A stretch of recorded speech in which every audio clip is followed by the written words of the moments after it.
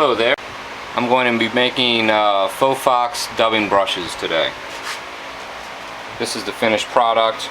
A dubbing brush like this with these materials, I'll use them as a tail by cutting it right here at the end of the material and then putting a drop of super glue and then, you know, sopping it up with a paper towel and then brushing it out, and then you can just tie that to the fly for a tail like that. Or you can wrap it around a hook, you know, like that, like you would normally do a dubbing loop to make a furry body, trim it to shape.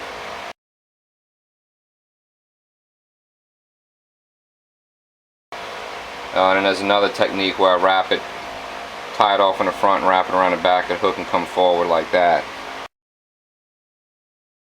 I'll be using this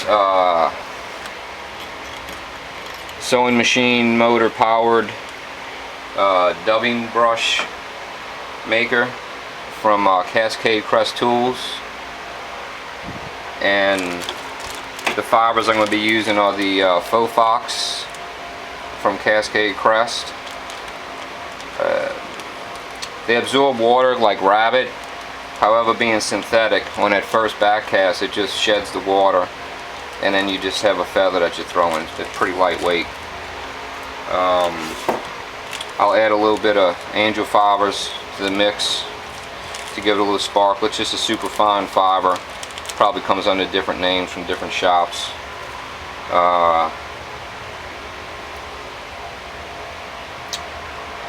The wire that the brush is going to be made out of is a real super fine stainless steel wire. I'm not sure where Pat gets this, but so I'll buy it from him. Cascade Crest Tools, it's Pat Dunlaps. You'll need a regular scissors for cutting a hank of the Faux Fox, and you'll need a scissors with a little notch in for cutting the wire, or a little flush cutter wire cutter. And here's a little tool I made out of a dog brush by taking the dog brush apart and cutting it in half and gluing it to this board. That's going to hold the fibers while I peel them off and lay them on the wire. And then a regular dog brush for picking out the fibers as you're making the dubbing brush. Okay, we're going to start now by attaching our wire to the stationary hook end. What's not total, the hook turns, but it's not being motorized. It's not turning with the motor. You want to drop your tray out the way so you have access to the hook, and wrap it towards you. 1, 2, 3, 4, 5. I like to make the wraps a little open and not overlapping, so it's easy to unwrap the wire later on when the brush is done. And you're coming off of your side of the hook.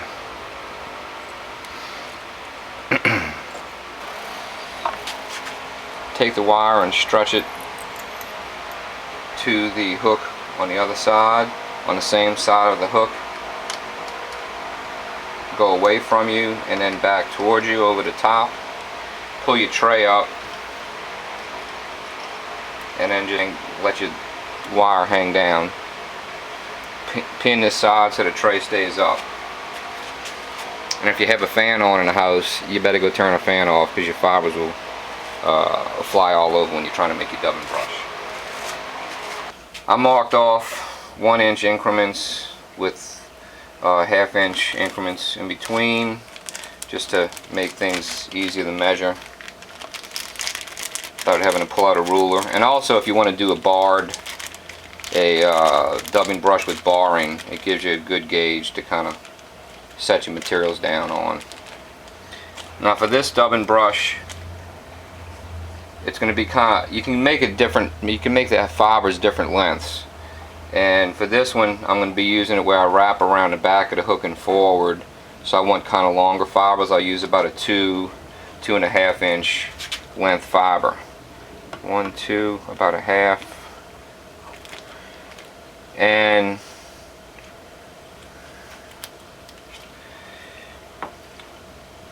the dubbin maker comes from Pat. It's about 18 inches long, this board. I cut it down to 15 just to make it a little shorter, so when things get twisted, I think it twists a little better on this end.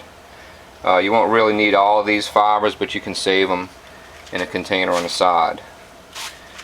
You lay your fiber down here, you hank, and just kind of roll it out onto this dog brush tool. And that kind of spreads the fibers out. When you're making a dubbing brush, you really want to have your materials kind of thin and wispy. So this helps to separate the materials and lay them out. And you very lightly grab this and pull off a little wispy bunch and put it about an inch from the end, because when a thing starts twisting, these fibers will get wrapped up in that hook, and it makes a mess. And actually, I think it contributes to popping the wire. Just lay one layer, and then once you get that one layer down, you can come back and fill in some of the gaps.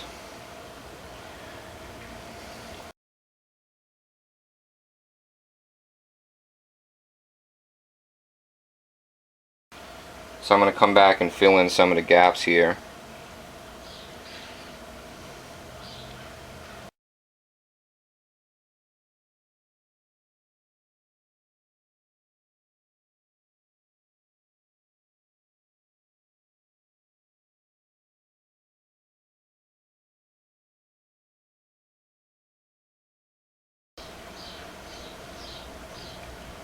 Kind of pat it down real gently.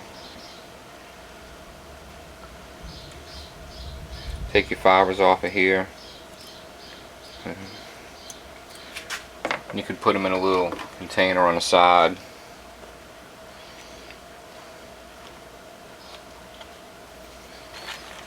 I'm making a brush to make some white shrimp. So I like to do a couple different colors to make that white. I'll use this gray. I have the white, and I'll use this, I believe it's a minnow silver or minnow gray. And then you just need probably half that amount, or even less. Measure that, 2.5.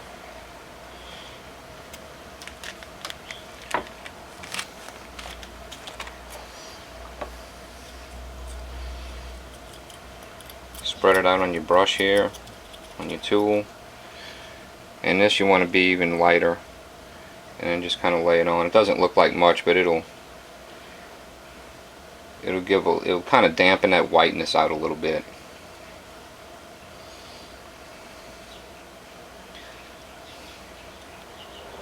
Even though the name is white shrimp, they're not really polar bear white.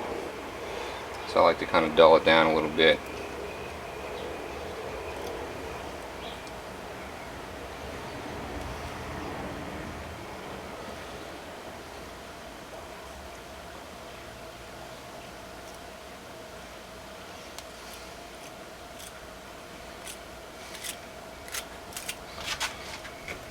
And then I'm actually going to add some real wispy fibers of black in there too.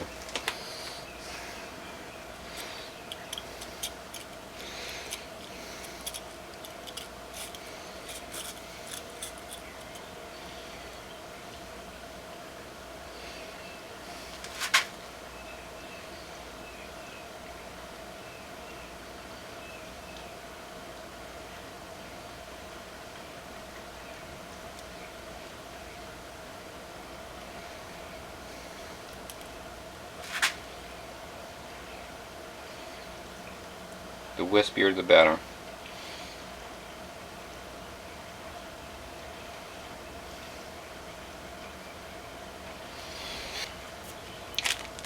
I'm going to cut some angel fibers to lay on there. It's all there's a lot of preparation. Each brush takes about probably 15 minutes to make, but you got to realize this brush, depending on how you're going to use it, this would make maybe 3 minnow tails, 3 tails for minnows, maybe 4 or 5 shrimp, maybe 2 or 3 heads if you're wrapping it, palmering it. Take a little, doesn't have to be a lot, just kind of a thin hank. Snip it off. I'm going to cut it about 1.5 inches, 2 inches long, 3 pieces like that. And then you just real sparsely sprinkle your fibers on. They'll kind of get caught up in there, and they're so fine they're not going to poke out like you would think they would. They lay down with the fibers real nicely, and it adds just a nice little sheen to your finished fly. Once you get your brush set up, take your wire. Remember, you wrapped it around where it was pointing towards the back. Take it across the top of your dubbin, and then come down on your hook on that back side. And you make 1, 2, 3, 4, 5 or 6 wraps. Pull out some excess, and then snip it off about 1 inch or so. And I like to take my wire and kind of bend it down here, kind of taut. Like I said, it has memory, so it'll stay, so your wire won't spring off the spool. And this dubbin twister has a sewing machine motor, and there's the foot pedal down on the floor out of the camera's view. I'm going to unpin the tray and kind of lower it slightly, and then start to twist the dubbing wire. You want to kind of go slow. I'm going a little quick on this. It's hard to. If I was sitting down, it'd be better, but I'm standing up. Once it gets twisted, you can drop the tray out the way.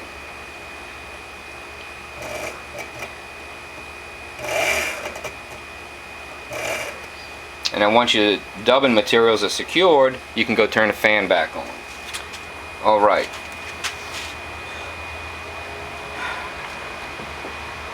One thing about dubbing brushes, the material, I know it's obvious, but the material's held together by being twisted in a wire.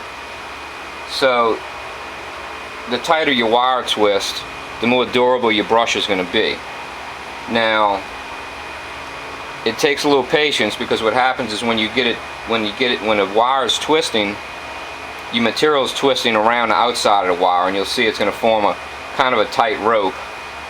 So that's when you use your brush to pick out the fibers, and you'll do that several times until you're complete. So we're going to give it a few more twists here, and sometimes you see with the length here, you have your end of the motor, the end of the brush where the motor is going to twist quicker than the other end. So sometimes I'll give it some extra twist from this side. Now you want to hold this side of your hook when you're teasing your dubbing out. Hold this side of the wire, not the hook. Hold the wire so the wire doesn't work up and down against the hook and break. It might break on you, but you know, you get the touch of it. So you want to tease your dubbing out a little bit, actually a lot, before you give it some more twists.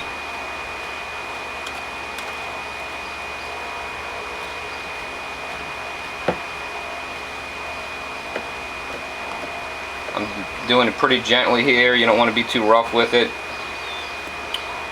That wire is kind of jiggling around on that hook, so you don't want to work it back and forth on that hook and and have it break prematurely.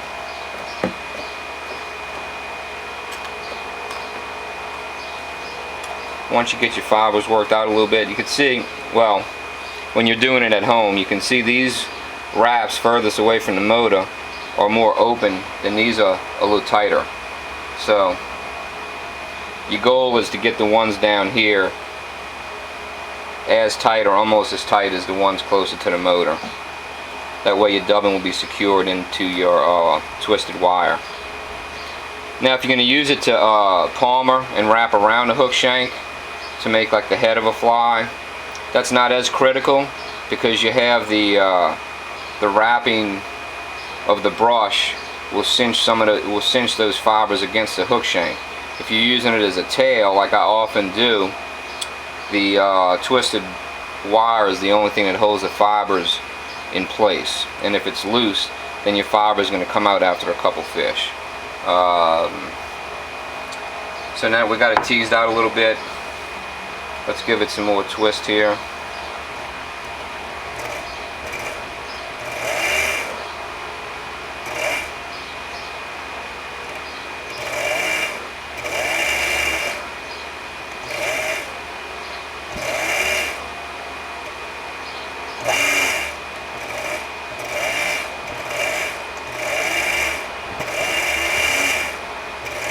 I need to adjust the tension on this belt.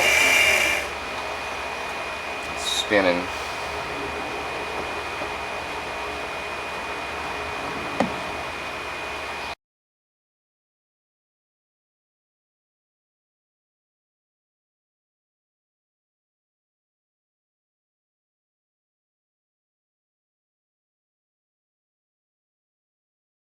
You're pulling these fibers out so you don't have such a thick core.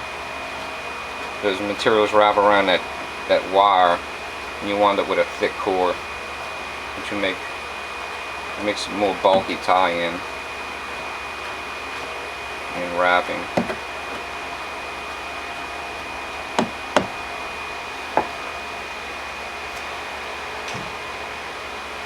Go ahead and spin it again. Get a little bit tighter.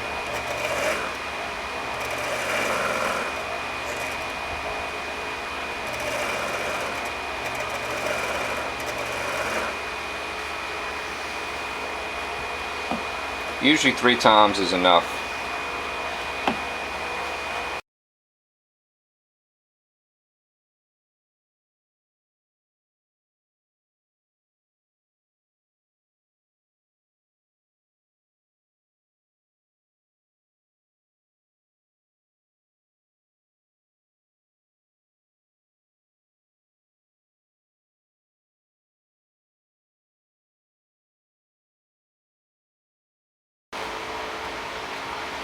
Well, since I haven't popped it yet, I'm going to go ahead and give it another little whirl.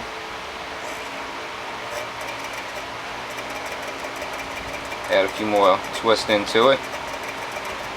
That can't hurt, it'll only make it more durable.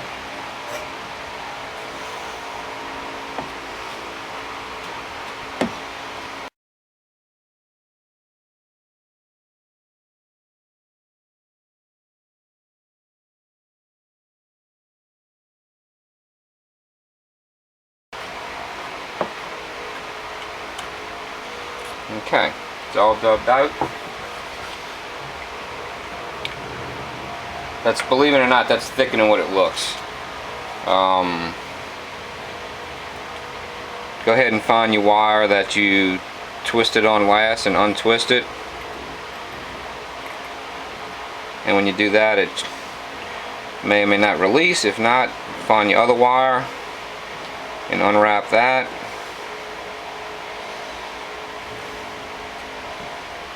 And then I like just tying a knot into the end just to give me something to hold on to. Okay, now there's your brush ready to be wrapped or wrapped around, or you can stroke it down like this and use it as a tail. Here's the finished brush. You can see the modeling, the dirty dirty white look of it, which I prefer, and a little sparkle in the brush that adds a nice little shimmer in the water.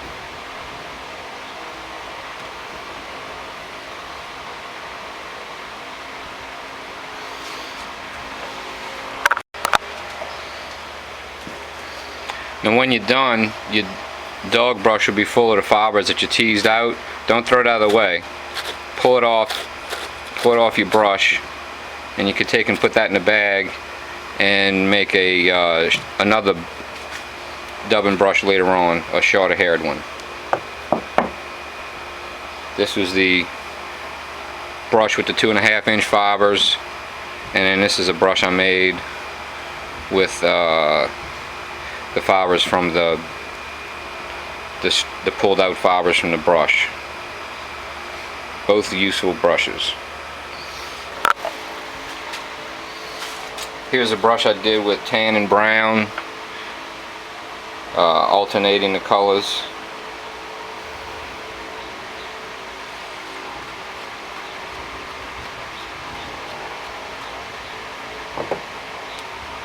You can see how that would have looked on a dubbing twister. That makes a nice tail for a fly like that. You can also make hot tip tails by alternating, doing about an inch long section of your hot color, or you alternate, you know, your whatever color tail you want to be tipped. Red tip black tail looks good, and red tip purple, orange tip brown like I have here. You know, chartreuse on black. So what you would do is, your tail would be, you'd cut that orange in half, or even more than in half, and have a tip, and that would be your tail like that. And then you'd take this one and cut the brown in half. I probably should have did a longer section of brown, and that would be a tail going back this way to this, like that. Or just do it on a shorter fly. Here's another. This is you cutting the fiber shorter, made of black and chartreuse alternating brush. Move shorter fibers. It was probably about an inch long. When it gets twisted up, it shortens up a little bit. As you see with the different types of brushes, you can make dubbing brushes almost a fly tying creative outlet in itself, and I find it best to just set up, do a bunch of brushes, not even think about tying that day. I might spend 2 or 3 hours making a handful of brushes. They typically take about 10 to 15 minutes per brush to do, so it can take up quite a bit of your time. But once you get everything set up, you want to just crank out some brushes and then put everything away, and then start with your tying. It's just another material to add to your tying arsenal. Have fun.